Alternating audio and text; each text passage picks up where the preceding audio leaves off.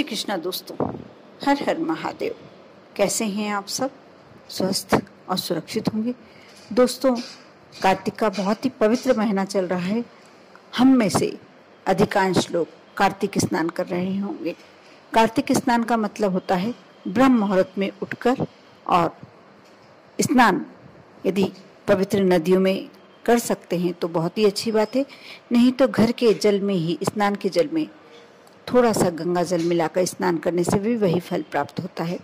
लेकिन आज मैं कार्तिक स्नान के बारे में बात नहीं कर रही हूँ। आज एक ऐसी बात आपसे करने वाली हूँ कि यदि आप पूजन नहीं कर पाते हैं, कार्तिक स्नान भी नहीं कर पाते हैं, कोई भी ऐसे कार्य, आप दीपक भी नहीं लगा पाते हैं, लेकिन व्यक्ति सभी एक जैसे होते हैं। इंसान योनि में जिसने प्रवेश किया है वह सभी कहीं ना कहीं तक सोच सभी की एक जैसी होती है। अब व्यवहार के तौर पर जरूर आप में कुछ बदलाव हो सकता है, कुछ अंतर हो सकता है। कोई क्रूर होते हैं, कोई दयालु होते हैं, कोई किसी की हेल्प करने वाले सहृदय होते हैं। इस प्रकार से आप विचारों के रूप में, व्यवहार के रूप में अलग अलग अवश्य हो सकते हैं, लेकिन सोच, मानव योनि में प्रवेश किया है तो अवश्य हम सुख पाने की लालसा रखते हैं, धन पाने की लालसा रखते हैं। हमारे जीवन में वैभव हो, ये कौन नहीं चाहेगा। सुख हो, संपत्ति हो, आपस में प्यार हो, परिवार अच्छा हो। इस प्रकार की सभी की सोच एक जैसी होती है। और आज जो मैं उपाय बताने वाली, जो उपाय भी नहीं कहा जाए तो कोई उसमें अलग बात नहीं है, यह उपाय नहीं है, यह एक प्रकार की ऐसी क्रिया है, ऐसा मनन है, ऐसा स्मरण है जिसमें आपको कुछ नहीं करना, पूजन पाठ नहीं करना, सुबह ब्रह्म मुहूर्त में उठकर स्नान नहीं करना, कुछ नहीं करना, लेकिन एक सिर्फ स्मरण मात्र से, मनन मात्र से, अपने विचारों को थोड़ा सा बदलाव लाने से आप अपने जीवन में सारे सुख, सारी अपनी अभिलाषाएं पूरी कर सकते हैं, सारी अपनी इच्छाएं पूरी कर सकते हैं। आप ये जानते ही हैं कि जो मन से किया गया कार्य है, आप यदि भगवान की पूजन नहीं कर पाते हैं या कोई बहुत श्रेष्ठ कर्म, यदि आपके पास धन नहीं है, आप दान नहीं दे पा रहे हैं, तो आपके मन में एक दुख रहेगा कि सभी व्यक्ति कुछ ना कुछ दान करते हैं, लेकिन मेरे पास खुद के ही हमारे पास हमारे जीवन यापन के लिए ही पर्याप्त धन नहीं है, हम कैसे दान करें। लेकिन इस क्रिया में ना आपको दान करने की आवश्यकता है, ना आपको कोई पूजन पाठ, दीपक लगाने की आवश्यकता है, लेकिन उसके बाद भी ये सर्वश्रेष्ठ उपाय है। करना आपको यह होगा कि 21 बार, 11 बार, 31 बार, जितनी बार भी बस एक मन में एक इच्छा रखनी है, मन में एक विचार करना है और आपका कार्य सिद्ध हो जाएगा। अब सबसे पहले आप जब रात्रि में सोते हैं, आप ये कार्य सोते सोते भी कर सकते हैं, अपने बिस्तर पर लेटे लेटे भी कर सकते हैं, या बिस्तर पर बैठकर भी कर सकते हैं। जब आप सोने जा रहे हैं, अपने मन को स्थिर कीजिए। मन को स्थिर करने के लिए आपको 4-5 बार लंबी लंबी सांसें लेना है, और उसके बाद आप देखेंगे आपका दिमाग, आपका मन एकाग्रचित हो गया। उसके बाद सबसे पहले जो भी आपकी इच्छा है, जैसे मेरी इच्छा है कि मेरा मकान बन जाए, यदि किसी की इच्छा है मेरा विवाह शीघ्र हो जाए, किसी बच्चे की इच्छा है कि मैं सीए कर लूं, किसी कन्या के मन में चाह है कि मुझे मनचाहा वर प्राप्त हो, यानी कहने का मतलब आपकी जैसी भी इच्छा है, और यह अधिकांश लोगों की इच्छा होती है कि मुझे धन प्राप्त हो, मुझे मेरे पास पैसा पर्याप्त रूप से आए, जिससे मैं अपना जीवन वैभव से निकाल सकूं।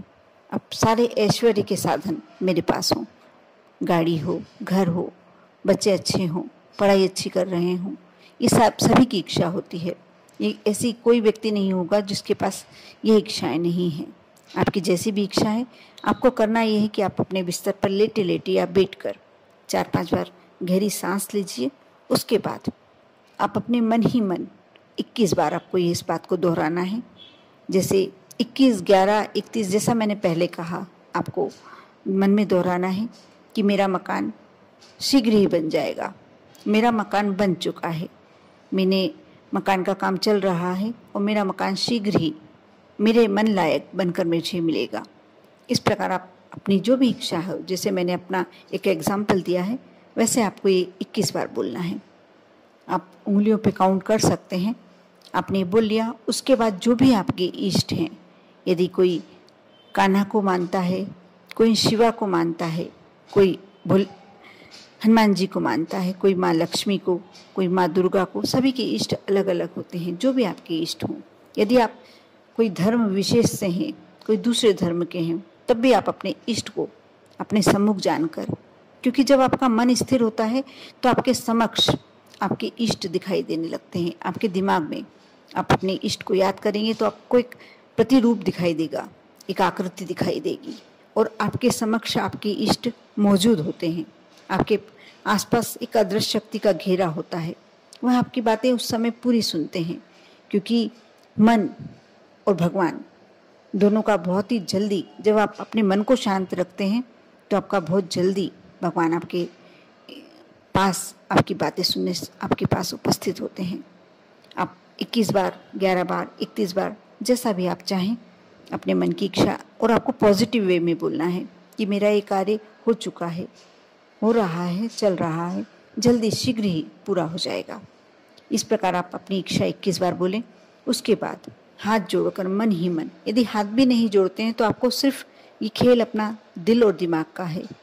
आप अपने मन ही मन, आँख खुली भी रख सकते हैं, आँख बंद भी कर सकते हैं, जैसे आपको अपने इष्ट आपके नज़र आए उस समय आप अपने इष्ट से प्रार्थना करें कि मैंने आप अभी तक आपने मुझे इतना अच्छा संभाला है, जो मैंने चाहा वो भी मुझे प्राप्त हुआ, जो मैंने नहीं चाहा वो भी मैंने प्राप्त किया।